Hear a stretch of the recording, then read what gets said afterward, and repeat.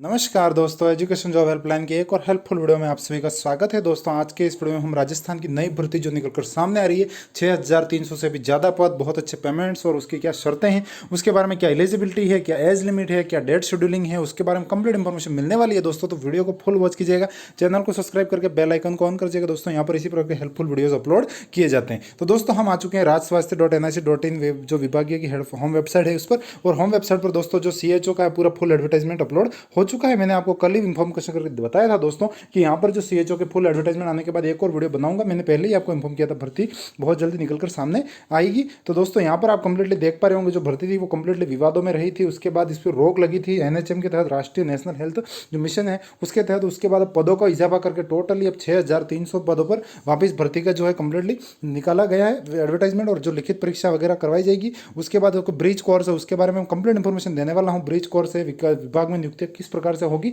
उसके बारे में हम पूरे आगे के वीडियो में एडवर्टाइजमेंट में पूरी सरल भाषा में आपको क्लियरफाई करता हूं। दोस्तों ये एडवर्टाइजमेंट मैंने कंप्लीटली विभाग की वेबसाइट से डाउनलोड कर लिया है। ये एडवर्टाइजमेंट आप हमारे जो एजुकेशन जॉब हेल्पलाइन का टेलीग्राम चैनल है उस पर भी मैं अपलोड कर लूंगा, तो वहां से भी आप सीधा डाउनलोड कर सकते हैं। तो आप education job helpline Telegram channel join करिए, वहां से एडवर्टाइजमेंट डाउनलोड कर सकते हैं। हम इस एडवर्टाइजमेंट है उसकी कंप्लीटली सरल भाषा में किसको क्लियरफाई करते हैं। तो दोस्तों यहाँ पर आप देख पा रहे होंगे जो एडवर्टाइजमेंट है वो 31/8/2020 को जारी हुआ था। उसके बाद एडवर्टाइजमेंट जो शॉर्ट एडवर्टाइजमेंट था वो न्यूज़पेपर में आ चुका है और ये वेबसाइट पर भी अपलोडेड हो चुका है। सबसे बड़ा जो कन्फ्यूजिंग इसी है हमारा वो दोस्तों रहता है एलिजिबिलिटी का। दोस्तों यहाँ पर अगर बात करें हम तो TSP नॉन TSP दोनों में पद बटे हुए हैं। कम्युनिटी हेल्थ ऑफिसर पद बोला गया है इसको। TSP में 1041 पद, नॉन TSP में 5269 पद हैं। टोटली 6310 पदों पर बहुत अच्छी वैकेंसी आपके सामने निकल कर आ रही है। इसकी एलिजिबिलिटी की अगर हम बात करते हैं तो आपको पर BSc इन कम्युनिटी हेल्थ या फिर नर्सिंग है, अगर BSc नर्सिंग है, या फिर आप GNM है तो भी आप इसको कर सकते हैं, या फिर आप आयुर्वेदिक प्रोफेशन में BAMS है तो भी आप इसके लिए एलिजिबल हैं। तो ये जो मान्यता प्राप्त यूनिवर्सिटीज़ हैं,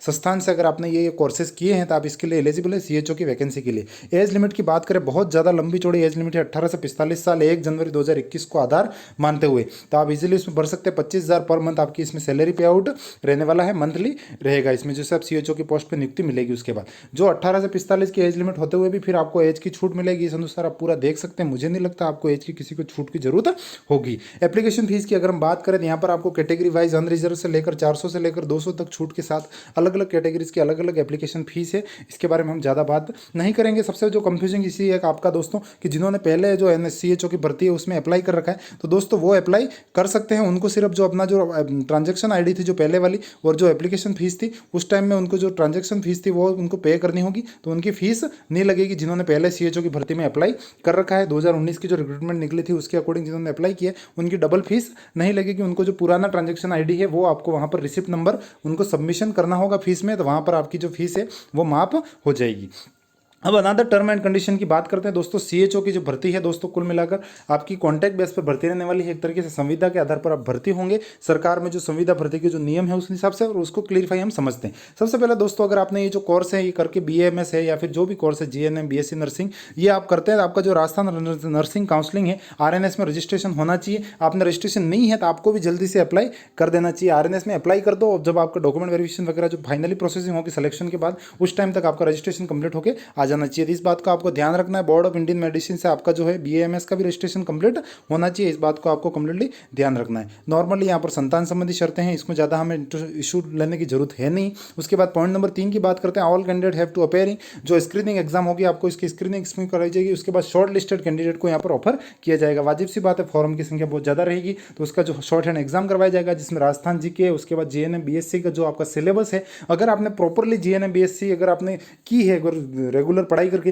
तो आपको इसमें कहीं ज़्यादा कोई समस्या नहीं आएगी, क्योंकि सिलेबस उसी के अकॉर्डिंग मिलता जुलता है। राजस्थान GK वगैरह थोड़ा आउटर रहेगा तो उसको आपको कंप्लीटली करना पड़ेगा। तो ये जो CSC जो एग्जाम बेस होने वाला है उसको आप कंप्लीटली फाइट कर सकते हैं। यहाँ पर आप देख रहे हैं अगर आपने कम्युनिटी हेल्थ में सर्टिफिकेट है CCH या BSc इन कम्युनिटी हेल्थ तो आपको CHA के पोस्ट पर सीधी पोस्टिंग मिल जाएगी। लेकिन अगर आपने BSc नर्सिंग या फिर GNM वगैरह कोर्सेज कर रखें तो आपको यहाँ पर करने के बाद आपको 6 महीने का ब्रिज कोर्स करना होगा। यहाँ पर एक तरह से आप उसको ट्रेनिंग बोल सकते हैं। उसको बोलने के बाद फिर आपको सीधी आपकर वहाँ पर पोस्टिंग कर दी जाएगी। आप आपको एनओसी वगैरह लेनी होगी। अगर पहले से डिपार्टमेंट में आप लगे हुए हैं तो ये नॉर्मली इशू ये हो गया। उसके बाद आपको कोई डॉक्यूमेंट अपलोड नहीं करना, केवल पासपोर्ट साइज फोटो अपलोड करना है। ऑनलाइन एप्लीकेशन ही करना है rajswasthya.nic.in से।